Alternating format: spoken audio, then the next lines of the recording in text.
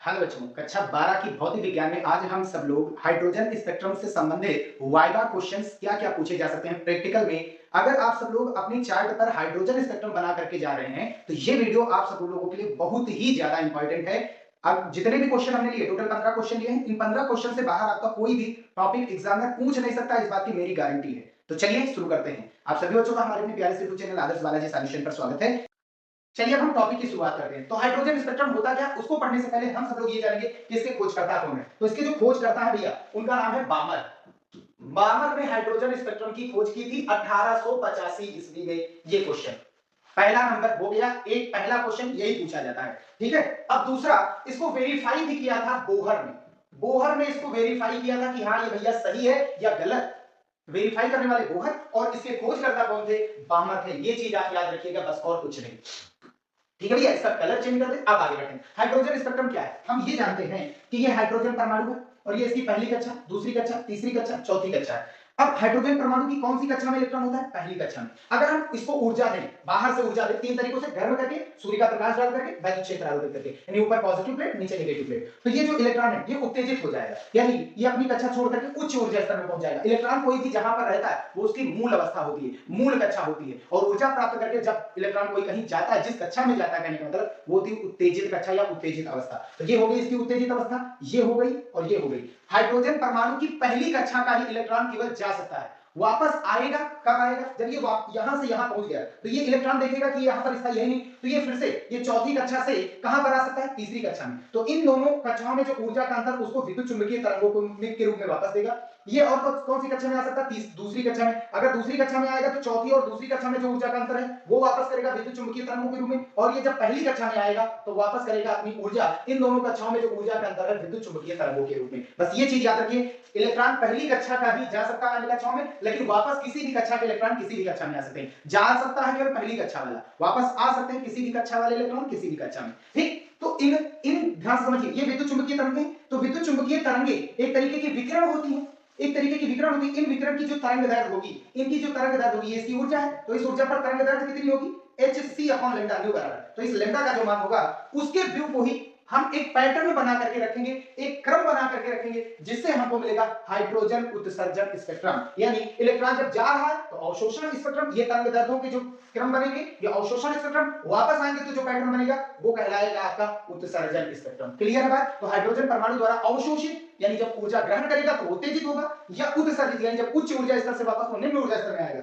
विकिरण की तरंग दैर्ध्य वापस आएगा, या जब जाएगा तो ऊर्जा ग्रहण करेगा, वापस आएगा तो ऊर्जा उत्सर्जित करेगा। तो उन ऊर्जा पर जो तरंग दैर्ध्य का मान होगा, तरंग दैर्ध्य पर के प्रमुख क्रमिक व्यू को, क्रमिक मतलब एक पैटर्न, एक स्पेक्ट्रम, स्पेक्ट्रम जो बनता है, ठीक है, एक जो रेखाएं बनती है, उन रेखाओं को ही हम सब लोग हाइड्रोजन अवशोषण स्पेक्ट्रम, जब वो जाएगा वापस आएगा हाइड्रोजन उत्सर्जन स्पेक्ट्रम कहलाता है। ये कुल मिलाकर के हाइड्रोजन स्पेक्ट्रम कहते हैं। दूसरा क्वेश्चन, हाइड्रोजन स्पेक्ट्रम कैसा होता है? तो ये याद रखिए, जो हाइड्रोजन स्पेक्ट्रम होता है वो सतत ना होकर के रेखीय होता है। इसका कारण क्या है? इसका कारण क्या है वो आगे हम सब लोग अभी पढ़ेंगे। अब दूसरा, हाइड्रोजन स्पेक्ट्रम में अवशोषण स्पेक्ट्रम की श्रेणी का नाम लिखिए। यानी जब इलेक्ट्रॉन हाइड्रोजन परमाणु का अपनी कक्षा छोड़ करके, यानी n बराबर 1 में रहता है, वो 2 में चला जाए या 3 में चला जाए या 4 में चला जाए, तो ये जो जा रही है, तो ये जो सीरीज बन रही है तरंग दैर्ध्यों की, यानी रेखाओं की, इस रेखा को हम क्या कहते हैं? तो इस रेखा को हम सब लोग लाइमन श्रेणी कहते हैं, क्योंकि इलेक्ट्रॉन पहली कक्षा का गया है, तो इसको हम क्या कहेंगे? लाइमन श्रेणी नाम देंगे। क्लियर है बात? दूसरा,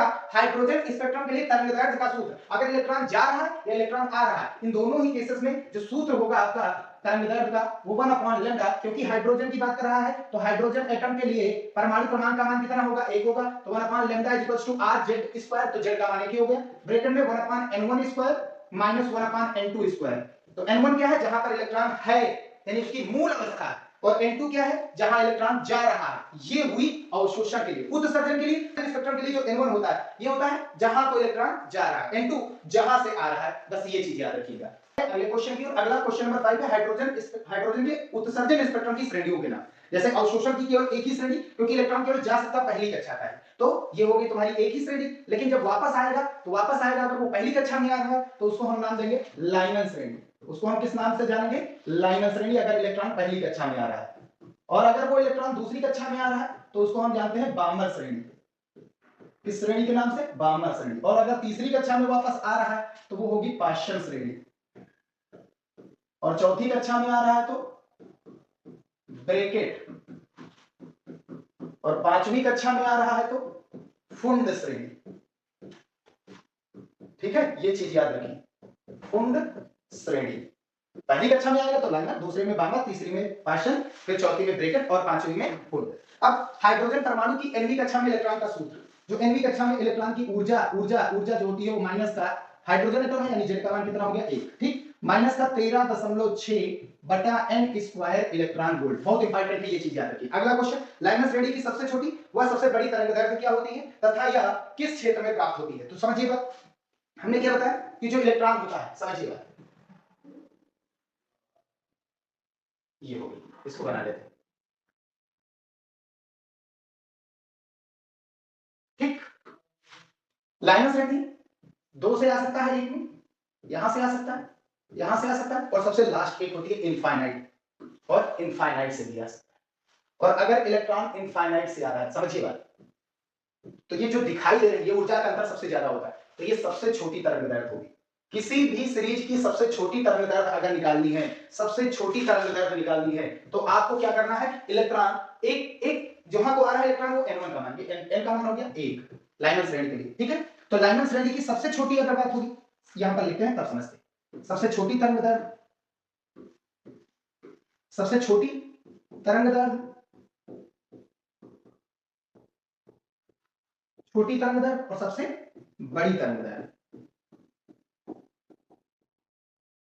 दो होती है, सबसे छोटी तरंगदैर्घ्य और सबसे बड़ी तरंगदैर्घ्य, ठीक। तो सबसे छोटी तरंगदैर्घ्य क्या होगी, जो ये छोटी दिखाई दे रही है, ये सबसे बड़ी तरंगदैर्घ्य, यानी जब कहां से इलेक्ट्रॉन आएगा, लाइनर श्रेणी है तो ये चीज तो फिक्स है, लाइनर श्रेणी के लिए n1 का मान 1 होगा, यानी इलेक्ट्रॉन जहां को आएगा उसके लिए मान ये 1 upon lambda equal to n1 का मान, यानी जहां को इलेक्ट्रॉन आ रहा है n1 का मान 1, और कहां से आ रहा है ये n2 का मान बताता है, ठीक है।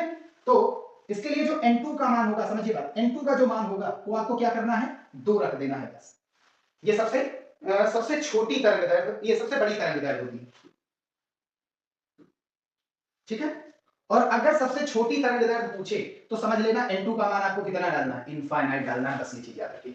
बड़ी तरंगदैर्घ्य किसी भी श्रेणी का पूछे, उसके जस्ट ऊपर वाली कक्षा, ऊपर वाली कक्षा कौन है, n बराबर 2। तो लाइनर श्रेणी के लिए n बराबर n का मान, अगर इलेक्ट्रॉन दूसरी कक्षा से पहली कक्षा में आएगा तो ये जो तरंगदैर्घ्य आपकी प्राप्त होगी, इसमें ऊर्जा का अंतर जो होगा वो छोटा होगा, जिससे तरंगदैर्घ्य सबसे बड़ी होगी, क्योंकि ये दोनों एक दूसरे के व्युत्क्रमानुपाती होते हैं। हमने पढ़ रखा फार्मूला E hc/λ, तो लैम्डा ज्यादा है तो E कम हो जाएगा, ठीक है। तो बड़ी तरंगदैर्घ्य के लिए ऊर्जा का अंतर छोटा और छोटी तरंगदैर्घ्य के लिए ऊर्जा का अंतर बड़ा, बस ये चीज याद रखिए। और सबसे मेन चीज यहां पर ये पूछ रहा है कि यह किस क्षेत्र में प्राप्त होता है, इतना याद रखिए चाहे नहीं, लेकिन ये चीज याद रखिए ये किस क्षेत्र में प्राप्त होता है, तो ये पराबैंगनी क्षेत्र में प्राप्त होता है। विद्युत चुंबकीय तरंगों के रूप में ऊर्जा उत्सर्जित करता है ना, तो ये पराबैंगनी क्षेत्र में आता है, इनकी जो तरंगदैर्घ्य होती है वो पराबैंगनी क्षेत्र में आती है, ठीक है, क्लियर है। अब आगे, बाह्य श्रेणी की सबसे छोटी और बड़ी तरंगदैर्घ्य, अगर सबसे छोटी तरंगदैर्घ्य पूछे तब क्या कीजिएगा, यही सेम।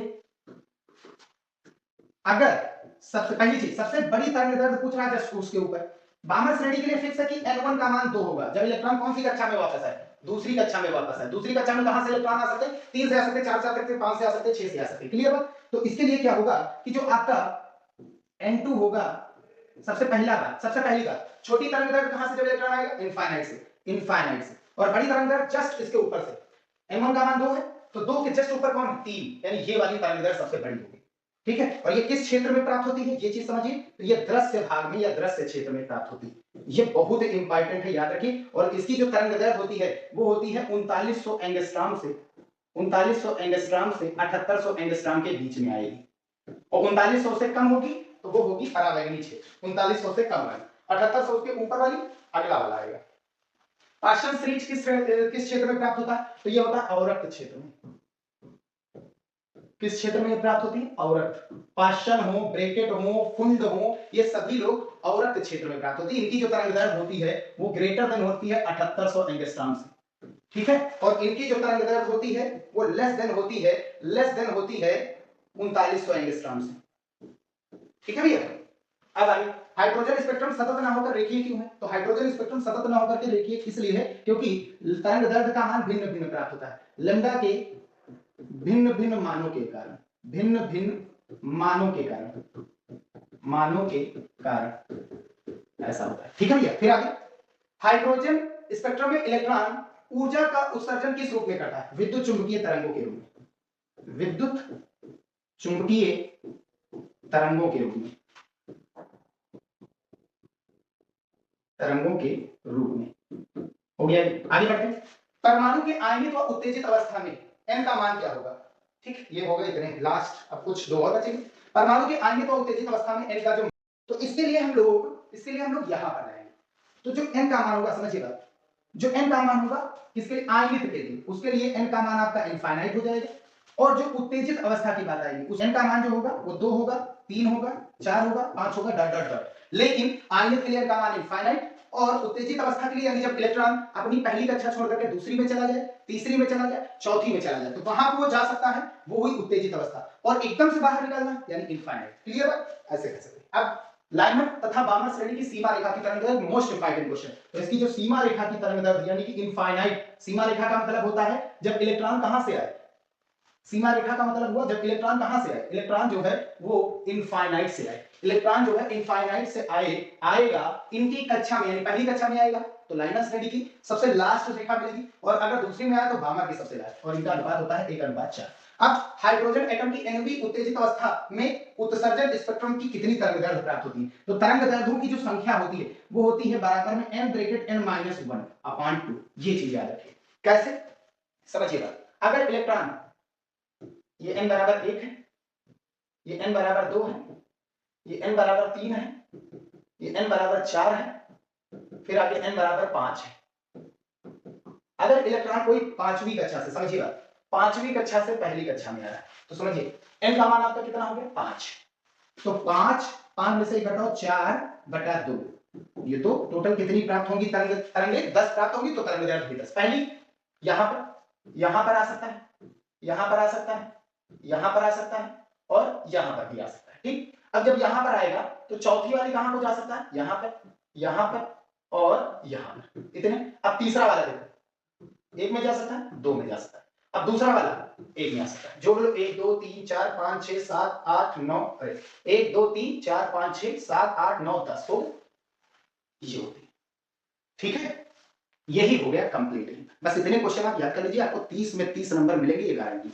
बस यहीं पर वीडियो समाप्त करते हैं। नेक्स्ट वीडियो हमारा ट्रांसफार्मर तो कंप्लीट हो गया, हाइड्रोजन स्पेक्ट्रम, अब बचा है हमारे पास हीट स्टोन सेतु, और फिर केमिस्ट्री के शुरू करेंगे वाइवा क्वेश्चन। मिलते हैं भैया नेक्स्ट वीडियो में।